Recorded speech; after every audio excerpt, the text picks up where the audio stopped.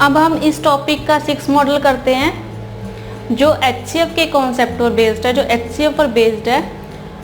तो पॉइंट है यहाँ पर कि the greatest number that will divide ABC leaving same remainder R in each case will be the HCF A difference B, B difference C and C difference A।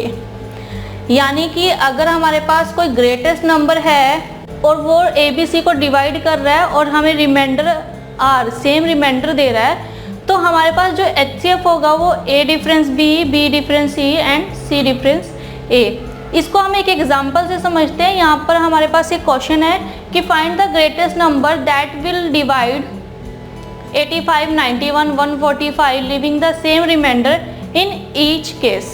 हमें इस question में कुछ नहीं करना, हमारे पास जो स्टेटमेंट के अकॉर्डिंग HCF है वो डिफरेंस होगा A minus B, B minus C और C माइनस A का। तो हम पहले इनका डिफरेंस फाइंड आउट करते हैं, यानी कि हमें निकालना है HCF of A minus B, यानी कि 85 डिफरेंस 91, 91 डिफरेंस 145 और 145 डिफरेंस 85।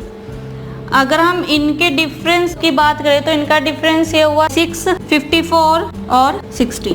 हमारे पास A 85 है, B 91 है और C 145 है। अगर हम इनके डिफरेंस की बात करें तो हमें HCF निकालना है 6 का, 54 का और 60 का, और हमें पता है कि इनका HCF होगा 6।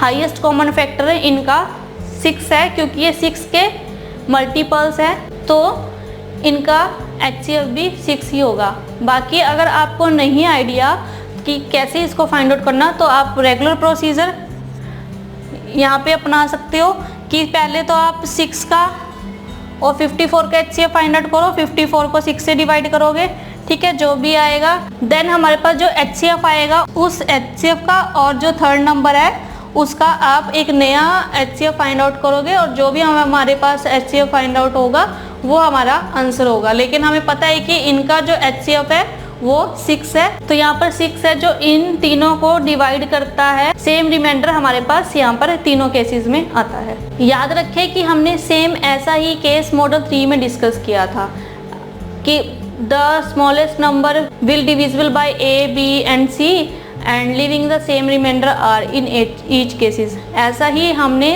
LCM के केस में भी डिस्कस किया था। तो आपने कंफ्यूज नहीं होना और आप क्वेश्चन के अकॉर्डिंग अपने आंसर को यहाँ पे फाइंड आउट कीजिए, और स्टेटमेंट को ध्यान में रखिए कि आपसे HCF पूछा गया है या LCM पूछा गया है।